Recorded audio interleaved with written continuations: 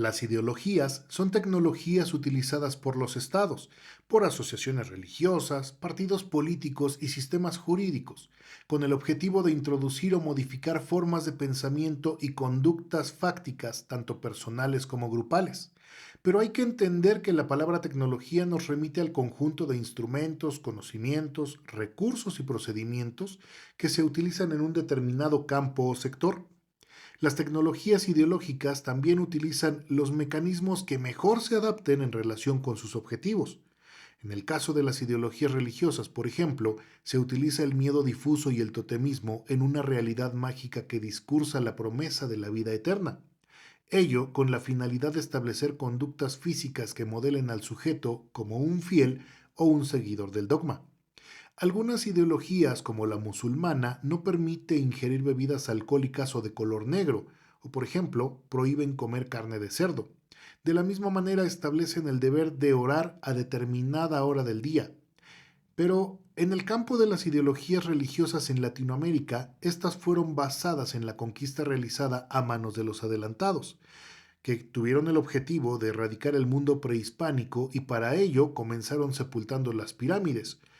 Posteriormente provocaron matanzas generalizadas y finalmente impusieron una ideología cristiana basada en las cruzadas. Esta ideología se fundamenta en el fanatismo por la ignorancia de las personas y en la sumisión. Dicho de otro modo, la idea impuesta de un solo Dios elimina la sola posibilidad de pensar en una era previa y una posterior a dicha concepción deificada. Luego entonces, no existe otro Dios y tampoco es aceptable o tolerable otra ideología que integre a un Dios distinto. Incluso encontramos fallas discursivas del dogma religioso que son justificadas por el mismo grupo de poder religioso. No obstante, esa misma ideología religiosa ha demostrado su eficacia por dos vías. La primera de ellas a través de la conquista y la imposición forzada de sus dioses, mientras que la segunda se da de manera pasiva, es decir, cuando la conquista ya terminó y la imposición ha logrado erradicar los vestigios antiguos, esta nueva ideología solo debe enfocarse en la sucesión genealógica de sus postulados, logrando con ello, por medio de la inclusión religiosa de los hijos de los sometidos, mediante invenciones como sacramentos o deudas por promesas cumplidas por la deidad. Por otro lado, las ideologías políticas se basan en señalar las formas en las que el Estado debería actuar y jerarquizar los asuntos de administración pública que deben ser corregidos o atendidos para lograr lo que consideran como un Estado igualitario y estable. Estas ideologías políticas pueden adoptar pensamientos de tipo capitalista, socialista, neoliberalista o incluso, como ocurre en la actualidad en el continente americano, de corte fanático populista. Estas ideologías que te comento utilizan a sus afiliados partidistas y simpatizantes políticos para alcanzar sus objetivos de poder. Normalmente, esos objetivos están ocultos bajo el discurso adoptado por el partido político. A diferencia de la ideología religiosa, la política tiende a intercambiar sus tiempos de mandato en el poder, derivado justamente de la imposición revolucionaria del principio de no reelección, tratando de evitar con ello periodos dictatoriales como los acontecidos durante dictaduras como la de Franco en Argentina, la de Pinochet en Chile y la de Díaz en México. La ideología política tiende además a ser integradora de periodos cortos de administración enfocada en proyectos pírricos, proyectos que concluyen con el mandato constitucional presidencial, proyectos inacabados, desvío de capitales que concluyen también en peculado o en enriquecimiento ilícito, así como la inclusión de nuevos discursos que legitimen el momentáneo ejercicio del poder, para finalmente desaparecer y permitir a los gobernados observar que la tecnología aplicada a esa ideología política funcionó. La ideología, en materia política, además permite observar y registrar de una manera más rápida y eficaz los resultados que se obtienen al imponer o introducir una tecnología discursiva. Es decir, hablamos de un discurso. ¿Pero para qué sirve? Para alcanzar los fines establecidos mediante la creencia del cómo deberían ser las cosas, las instituciones, los sistemas jurídicos, económicos, de salud, etcétera. Todo ello al final de los periodos de administración del partido dominante.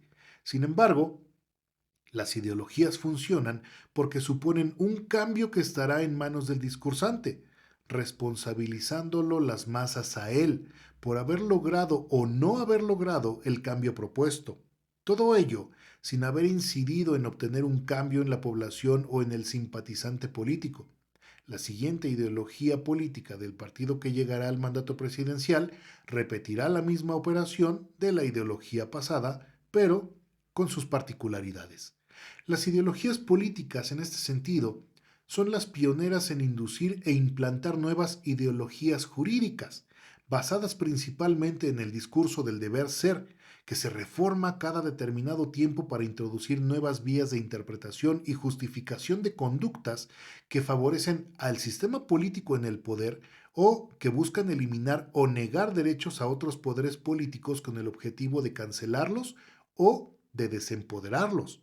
Estas ideologías jurídicas se formalizan luego de un debate político que es auspiciado y legitimado por el poder legislativo.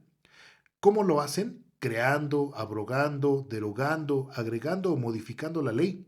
Una vez aprobada la propuesta de ley, esta puede ser totalmente contraria a la anterior. Ejemplo de ello es el matrimonio civil, que hace algunos años se definía como la unión del varón y la mujer con el fin de procreación y supervivencia de la raza humana, misma que se reformó y se modificó para establecer ahora que es la unión libre de dos personas para realizar la comunidad de vida en donde ambos se procuran respeto, igualdad y ayuda mutua. En materia penal, encontramos situaciones similares en las que, dependiendo de la entidad federativa, el mismo delito puede tener elementos antagonistas, ya que mientras en la Ciudad de México el delito de aborto configura su tipicidad luego de que la interrupción del embarazo se produjera después de la semana número 12, en el Estado de México la normatividad tipifica la conducta a partir del momento en que se provoque la muerte del producto en cualquier momento del embarazo intrauterino. En materia procesal penal tenemos otro ejemplo. A partir de la introducción del nuevo sistema acusatorio oral, se están realizando cambios paulatinos al sistema punitivo, principalmente porque se sanciona con pena privativa de libertad a aquellos que no pueden cubrir la reparación del daño, aquellos que no están en condiciones de negociar o intercambiar una sanción de prisión por una económica y aquellos que han sido señalados políticamente por el poder punitivo del Estado. En caso contrario, aquellos sujetos que no son alcanzados por el sistema jurídico oral son los legisladores que diseñan los ordenamientos punitivos, aquellos que pueden cubrir el costo económico para no ir a prisión y aquellos que forman parte del selecto grupo político del poder del Estado. Es importante diferenciar entre el poder represivo del Estado a cargo de los cuerpos de policía, ejército, jueces, MPs y peritos, que se encuentran al servicio del poder punitivo o capacidad taxativa del Estado y de la norma jurídica como medio ideal, y el poder ideológico del Estado, que es de carácter pasivo, en el cual de manera casi desapercibida se integran, imponen y se hacen permear conceptos, teorías, catálogos de conductas y discursos dirigidos a la población mediante el aparato de Estado. Ello con el objetivo de diseñar y construir el tipo de sociedad deseada para luego controlarla de manera pasiva. En el caso de la ideología jurídica, encontramos un discurso justificador a partir de las épocas jurisprudenciales abocadas a la inclusión de género. En el primer caso, el sistema de inclusión de género oficialmente está destinado a sancionar la violencia contra las mujeres, situación que religiosa y culturalmente se opone a los usos y costumbres que forman parte de una gran sociedad mexicana, que como hemos analizado, la religión cristiana se basa principalmente en la subordinación y rechazo a la mujer por considerarla culpable de la expulsión del Edén. En el caso cultural, por ejemplo, forma parte de nuestro país en algunas sociedades y grupos indígenas la venta de mujeres, que como sabemos, jurídicamente configura el delito de trata de personas. Sin embargo, encontramos que el Estado justifica jurídicamente en la Constitución este hecho mediante el derecho que les otorga a estas comunidades indígenas para establecer tanto sus usos y costumbres como sus autoridades. Lo que jurídicamente debería ser tratado mediante una controversia constitucional o bien un test de proporcionalidad, sencillamente se deja de lado, toda vez que acceder a estos análisis jurídicos ocasionaría un conflicto de intereses para las comunidades indígenas que se verían privadas de su capacidad de autogobierno y reconocimiento. Como en el caso de la inclusión de género, donde no se atacaría realmente el odio hacia la mujer proveniente del sistema religioso, ya que eso afectaría la libertad de culto, o por lo menos permitiría reconocer el daño ideológico que generan las religiones y su fanatismo. Otra estrategia jurídica en la tortura ideológica del Estado la encontramos en el sistema procesal penal oral, mediante los criterios de oportunidad y las salidas alternas al procedimiento, ya que son medios que se ponen a disposición del justiciable con el objetivo de evitar que ingrese al sistema penitenciario, por lo que puede utilizarse la negociación, la mediación y la junta restaurativa ante el Ministerio Público mediante la derivación, mientras que en el proceso pueden utilizarse la suspensión condicional del procedimiento o el acuerdo reparatorio, dependiendo ello de la gravedad de la pena del delito y de las condiciones jurídicas específicas del justiciable. Esta posibilidad que te comento de negociación del Estado con el delincuente pone en clara desventaja a la víctima u ofendido del delito, ya que de manera probable éste obtendrá su libertad y con ello causará nuevos daños sociales y tampoco el Estado cumplirá su garantía de reinsertar a ese sujeto que ya es un desviado. En el caso contrario, cuando el justiciable es enviado al sistema penitenciario y se convierte en reo, los ejes de la reinserción social no funcionan. El trabajo no capacita para establecer un nuevo negocio cuando se alcance la libertad. Por el contrario, para trabajar dentro de una prisión se debe pagar un precio cierto y una renta mensual para autoemplearse en una tienda o en un oficio permitido. Cuando el reo en libertad busca trabajo, no le será fácil conseguirlo, ya que la iniciativa privada y el Estado normalmente solicitan una carta de no antecedentes penales. El desenlace es conocido. Estos sujetos van a reincidir, ya que el Estado no cumplió su garantía de reinserción, pero por el contrario, los estigmatizó más. La ley penal bajo el sistema de inclusión de género busca también equilibrar el odio contra la mujer con el odio contra el hombre, que es sancionado por el poder punitivo del Estado. Por ejemplo, un deudor alimentario es publicado en el Registro Nacional de Deudores Alimentarios, aun y cuando jurídicamente conocemos que esta figura de resultado formal, es decir, la vida del menor no está en peligro por el solo hecho de que el deudor alimentario no cubra esa pensión alimentaria.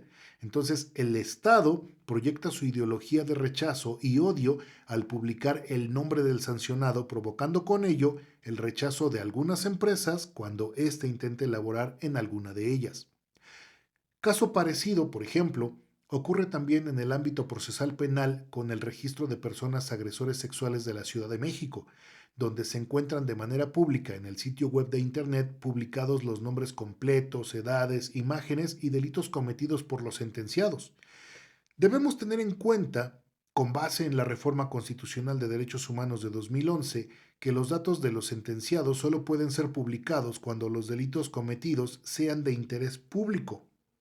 Ahora bien, teniendo en cuenta tal situación, el delito de abuso sexual es querellado, por lo que siendo la afectación personalísima, se entiende que no es de interés público como la violación. Sumado a la situación anterior, el propio Estado acredita la falacia legislativa que impera en el sistema penitenciario con la reinserción social, ya que si los sentenciados realmente obtuvieran las garantías de los ejes del artículo 19, el Estado no tendría por qué publicar sus datos personales. Por tanto, al no cumplirse la reinserción, el Estado no debería publicar esos datos, menos aún cuando la propia teoría penal determina que algunas figuras delictivas sexuales no son de interés público. Paul Ricoeur afirma que lo que está en juego en toda ideología es la legitimación de un determinado sistema de autoridad, y los elementos hasta aquí expuestos forman parte de la tortura ideológica del Estado, ya que conforman discursos y actos encaminados a disminuir y anular la personalidad de la víctima independientemente de que esa víctima sepa y reconozca que está siendo inducida a tormentos que le causan aflicción y sufrimiento psicológico. Finalmente, la tortura ideológica debe mantenerse separada de los aparatos punitivos del Estado, ya que una deberá complementar a la otra. En esa relación simbiótica, la ideología establecerá diversos discursos engañosos con la finalidad de introducir nuevas formas de pensamiento, formas que definen realidades necesarias para los sujetos que requieren legitimación, para posteriormente someterlos a los aparatos punitivos. De esta manera, es posible señalar que la tortura ideológica forma parte de las tecnologías del poder definidor del Estado.